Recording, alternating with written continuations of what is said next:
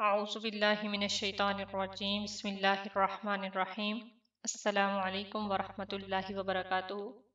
میں آپ کو اپنے چینل پر خوش آمدید کہتی ہوں۔ آج ہم نے سورہ فاتحہ کی تفسیر پڑھنی ہے۔ بسم اللہ الرحمن الرحیم۔ ہم نے یہاں تک پڑھ لیا ایاک نعبد و ایاک نستعین، ہم صرف تیری ہی عبادت کرتے ہیں اور تجھی سے مدد مانگتے ہیں۔ یہاں پر اللہ تعالیٰ کی عطا سے بندوں کا مدد کرنا اللہ تعالیٰ ہی کا مدد کرنا ہوتا ہے۔ حقیقتاً اللہ تعالیٰ ہی کی مدد ہوتی ہے۔ یاد رہے کہ اللہ تعالیٰ اپنے بندوں کو دوسروں کی مدد کرنے کا اختیار دیتا ہے، اور اس اختیار کی بنا پر ان بندوں کا مدد کرنا اللہ تعالیٰ کا ہی مدد کرنا ہوتا ہے، یعنی حقیقت میں اللہ ہی کی مدد ہوتی ہے۔ جیسے کہ غزوہ بدر کے اندر فرشتوں نے آ کر صحابہ اکرام رضی اللہ تعالی عنہم کی مدد کی، لیکن اللہ تعالیٰ نے ارشاد فرمایا اور بے شک اللہ نے بدر میں تمہاری مدد کی، بے سر و سامان تھے۔ یہاں فرشتوں کو اللہ تعالیٰ کی مدد کہا گیا ہے، اس کی وجہ یہ ہے کہ فرشتوں کو مدد کرنے کا اختیار اللہ تعالیٰ ہی کی طرف سے ہے، کیونکہ ان کو اللہ تعالیٰ نے یہ اختیار دیا ہے، تو حقیقتاً یہ مدد اللہ تعالیٰ کی ہوتی ہے۔ یہی معاملہ انبیاء کرام علیہ السلام کا ہے اور اولیاء اعظام رحمت اللہ علیہم اجمعین کا ہے کہ وہ اللہ تعالیٰ کی عطا سے مدد کرتے ہیں، اور حقیقتاً وہ مدد اللہ تعالیٰ ہی کی ہوتی ہے۔ جیسے کہ حضرت سلیمان علیہ السلام نے اپنے وزیر حضرت آصف بن برخیہ رضی اللہ تعالیٰ عنہ سے تخت لانے کا فرمایا، اور انہوں نے پلک جھپکنے میں تخت حاضر کر دیا۔ اب دیکھیں ایک پلک جھپکنے میں تخت کیسے حاضر ہو سکتا ہے، لیکن یہ مدد حقیقتاً اللہ تعالیٰ ہی کی طرف سے ہے۔ اس پر انہوں نے فرمایا ھذا من فضل ربی، کہ یہ میرے رب کا فضل ہے، بے شک یہ میرے رب کا فضل ہے۔ اور تاجدار مدینہ صلی اللہ علیہ وسلم کی سیرت مبارکہ کی تو اتنی ہی مثالیں موجود ہیں کہ ہم ایک کتاب اگر مرتب کرنا چاہیں تو وہ بھی کر سکتے ہیں۔ صحیح بخاری کے اندر ایک حدیث مبارکہ آتی ہے، نبی کریم صلی اللہ علیہ وآلہ وسلم نے تھوڑے سے کھانے سے پورے لشکر کو سیراب کیا۔ سبحان اللہ۔ آپ علیہ السلام نے دودھ کے ایک پیالے سے 70 صحابہ کو سیراب کیا، انگلیوں سے پانی کے چشمے جاری کر کے 1400 سے بھی زائد افراد کو پانی سے سیراب کیا۔ لعاب دہن سے بہت سے لوگوں کو شفا عطا ہوئی۔ تو یہ اللہ تعالیٰ کی طرف سے حضور علیہ السلام کو دی ہوئی مدد ہے۔ اہدنا الصراط المستقیم، اہدنا الصراط المستقیم، اہدنا ہمیں دکھا، صراط راستہ، المستقیم سیدھا، ہمیں سیدھے رستے پر چلا، ہمیں سیدھا رستہ دکھا۔ اللہ تعالیٰ کی ذات و صفات کی معرفت کے بعد، یعنی سب سے پہلے ہم نے رحمان رحیم کی معرفت کے بعد اور اس کی عبادت اور مدد کے بعد ہم نے اس سے دعا مانگی کہ اے اللہ ہمیں سیدھے رستے پر چلانا۔ اس کی عبادت اور حقیقی مددگار ہونے کا تذکرہ بھی کیا۔ اب یہاں ہم یہ دعا سکھائی جا رہی ہے کہ بندہ یوں عرض کرے کہ اے اللہ تو نے اپنی توفیق سے ہمیں سیدھا رستہ تو دکھا دیا، ٹھیک ہے، الحمدللہ اللہ تعالیٰ نے ہمیں سیدھا رستہ دکھایا۔ اب ہمیں یہ دعا کرنی ہے کہ ہماری اس رستے کی طرف ہدایت میں اضافہ فرما اور ہمیں اسی رستے پر ثابت قدم رکھنا، آمین۔ صراط مستقیم کا معنی کیا ہے؟ صراط مستقیم سے مراد یہ ہے کہ عقائد کا سیدھا رستہ ہے، کہ ہمارے عقائد کا سیدھا ہونا، جس پر تمام انبیاء کرام علیہ السلام چلے ہیں، یا اس سے مراد اسلام کا وہ سیدھا رستہ ہے جس پر صحابہ کرام، بزرگان دین، اولیاء اعظام رحمت اللہ علیہ جیسے چلے ہیں۔ جیسا کہ اگلی آیت میں موجود آتا ہے کہ یہ راستہ سیدھا راستہ اہل سنت کا راستہ ہے، کیونکہ آج تک اولیاء اکرام صرف اسی راستے مسلک اہل سنت میں گزرے ہیں، یعنی اس کے علاوہ کسی بھی مسلک میں اولیاء نہیں گزرے۔ اللہ تعالیٰ نے انہی کے راستے پر چلنے اور انہی کے ساتھ ہونے کا ارشاد فرمایا ہے، جیسے کہ فرمانے باری تعالیٰ ہے یا ایھا الذین آمنوا اتقوا اللہ وکونوا مع الصادقین، اے ایمان والو اللہ سے ڈرو اور سچوں کے ساتھ ہو جاؤ۔ یہاں پر اللہ تعالیٰ نے سچوں کے ساتھ ہو جانے کا ارشاد فرمایا۔ حضرت انس رضی اللہ تعالی عنہ سے روایت ہے کہ نبی مرسلین صلی اللہ علیہ وآلہ وسلم نے ارشاد فرمایا، بے شک میری امت کبھی گمراہی پر جمع نہیں ہوگی، اور جب تم لوگوں میں اختلاف دیکھو تو تم پر لازم ہے کہ سواد اعظم یعنی مسلمانوں کے بڑے گروہ کے ساتھ ہو جاؤ۔ بڑا گروہ کون سا ہے؟ اہل سنت والجماعت کا ہے۔ حضرت عبداللہ بن عمر رضی اللہ تعالی عنہ سے روایت ہے کہ نبی کریم صلی اللہ علیہ وآلہ وسلم نے ارشاد فرمایا کہ بنی اسرائیل 72 فرقوں میں تقسیم ہو گئے تھے اور میری امت 73 فرقوں میں تقسیم ہو جائے گی، ان میں سے ایک کے علاوہ سب کے سب جہنم میں جائیں گے۔ صحابہ اکرام رضی اللہ تعالی عنہم نے عرض کی، یا رسول اللہ صلی اللہ علیہ وآلہ وسلم، نجات پانے والا فرقہ کون سا ہے؟ ارشاد فرمایا، وہ اس طریقے پر ہوگا، یعنی وہ فرقہ ہے جس پر میں اور میرے صحابہ ہیں۔ اگر وہ اس طریقے پر اس راستے پر ہوگا تو وہ فرقہ نجات پانے والا ہے۔ ہدایت حاصل کرنے کے ذریعے کون کون سے ہیں؟ یاد رہے کہ اللہ تعالیٰ کی طرف سے ہدایت حاصل کرنے کے لیے بہت سے ذرائع ہیں۔ ہمیں بہت سارے ذرائع ملتے ہیں جن سے ہم ہدایت حاصل کر سکتے ہیں۔ مثلا انسان کی ظاہری باطنی صلاحیتیں جنہیں استعمال کر کے وہ ہدایت حاصل کر سکتا ہے، یہ بھی ہدایت کا ایک مین ذریعہ ہے۔ اسی طرح آسمانوں، زمینوں اور اللہ تعالیٰ کی قدرت و وحدانیت پر دلالت کرنے والی جتنی بھی نشانیاں ہیں، ان میں غور و فکر کر کے بھی انسان ہدایت حاصل کر سکتا ہے۔ فرض کریں آسمان کو اللہ تعالیٰ نے کس طرح بنایا، زمین کو اللہ تعالیٰ نے کس طرح بنایا، اس کے اندر رہنے والی تمام مخلوقات کو کس طرح بنایا۔ اگر ہم اس میں غور و فکر کرنا شروع کر دیں تو ہم اللہ تعالیٰ کے نیک رستے پر، سیدھے رستے پر چلنا شروع کر دیں گے، غور و فکر کریں گے، ہدایت پائیں گے۔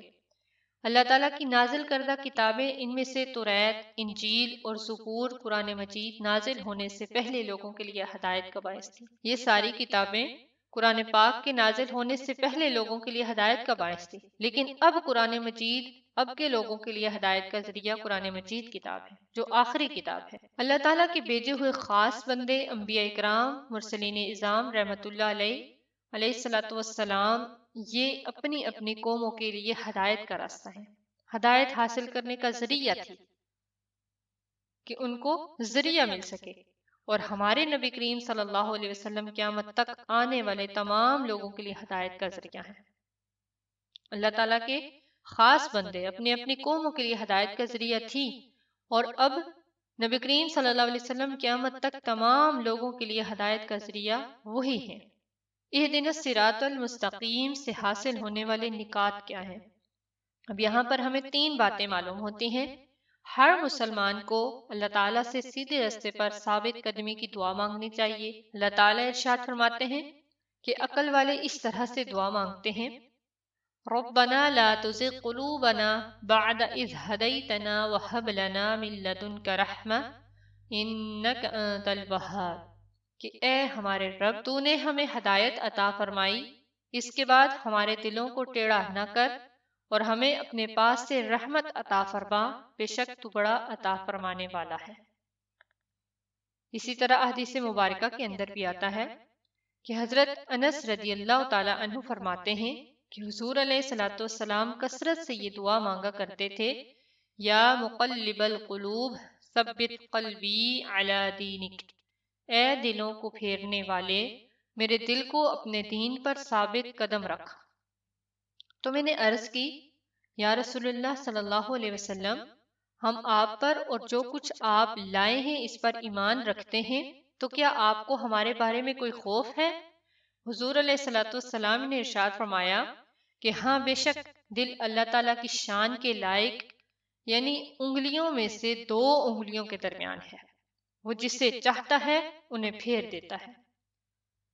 یہاں پر دوسری بات ہمیں یہ معلوم ہوتی ہے کہ عبادت کرنے کے بعد بندے کو دعا میں مشغول ہونا چاہیے۔ عبادت کے بعد دعا میں مشغول ہونا چاہیے، کیونکہ احادیث مبارکہ میں بھی آتا ہے کہ دعا عبادت کا مغز ہے۔ تیسری بات ہمیں یہ ملتی ہے کہ صرف اپنے لیے دعا نہیں مانگنی چاہیے، بلکہ سب مسلمانوں کے لیے دعا مانگنی چاہیے، اس طرح سے دعا زیادہ قبول ہوتی ہے۔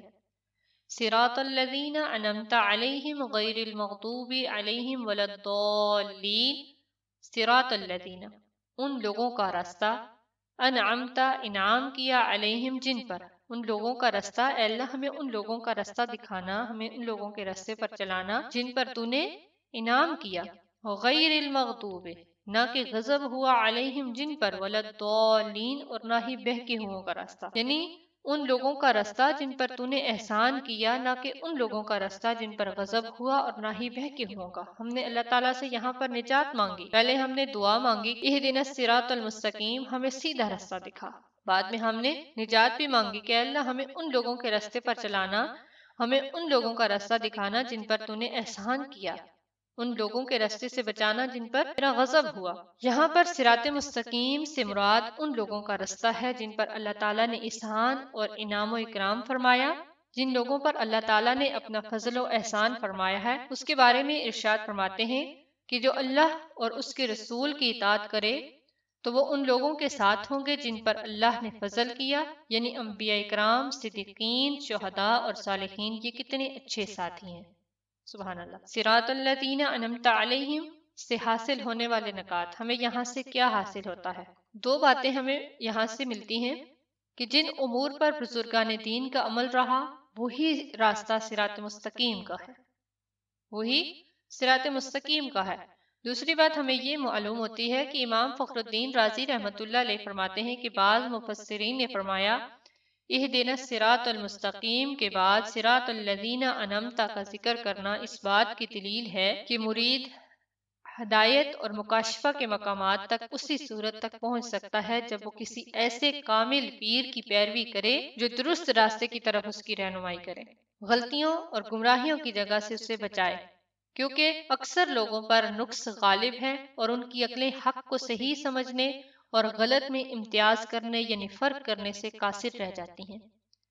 تو ایک ایسے کامل شخص کا ہونا ضروری ہے جس کی ناقص شخص پیروی کرے، یہاں تک کہ اس کامل شخص کی عقل کے نور سے اس ناقص شخص کی عقل بھی مضبوط ہو جائے، اس کا بھی عقیدہ مضبوط ہو جائے۔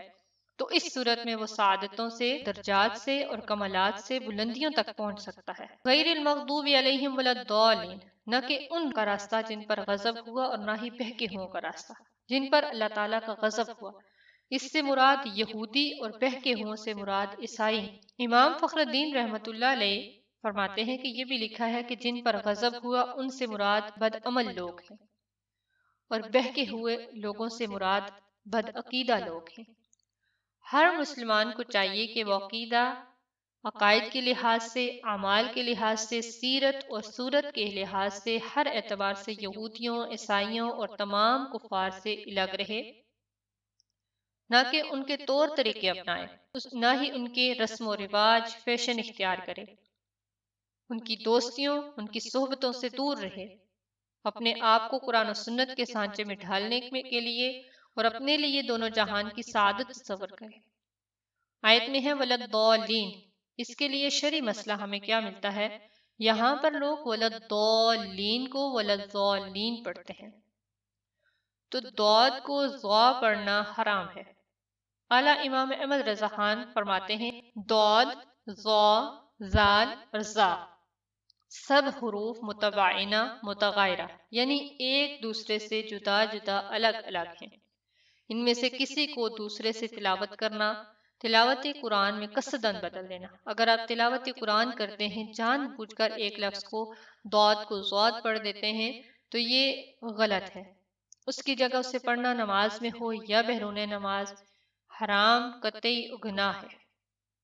اس مسئلے کے بارے میں یہاں پر ہمیں یہ بات بھی ملتی ہے کہ ہم نے اس کو تحریف نہیں کرنا، تبدل نہیں کرنا۔ آمین، آمین کا مطلب ہے الہی قبول فرما۔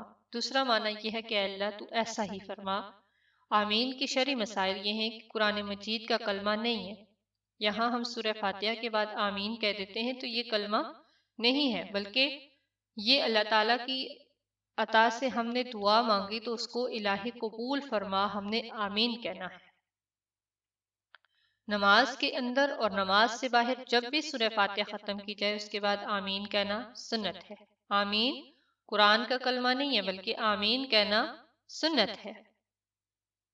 احناف کے نزدیک نماز میں آمین بلند آواز سے نہیں بلکہ آہستہ آواز سے کہی جائے گی۔ اللہ تعالیٰ اس پر عمل پیرا ہونے کی توفیق عطا فرمائے۔ وما علینا الا البلاغ المبین۔ انشاءاللہ اب سورہ بقرہ شروع کریں گے نیکسٹ ویڈیو میں، تب تک کے لیے اجازت چاہتی ہوں۔ اللہ حافظ، فی امان اللہ۔